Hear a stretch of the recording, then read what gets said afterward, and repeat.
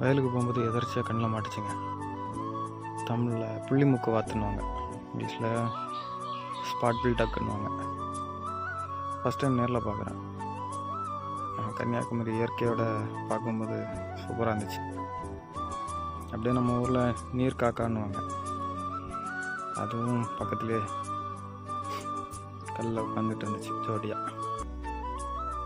அப்படியே அதையும் பார்த்துட்டு அப்படியே வயலுக்கு கிளம்பி வந்தால், வயலில் ஆல்ரெடி போட்டிருந்த வெள்ளரிக்காய் கீரை எல்லாமே அறுவடை முடித்து இடத்த க்ளீன் பண்ணிவிட்டு மறுபடியும்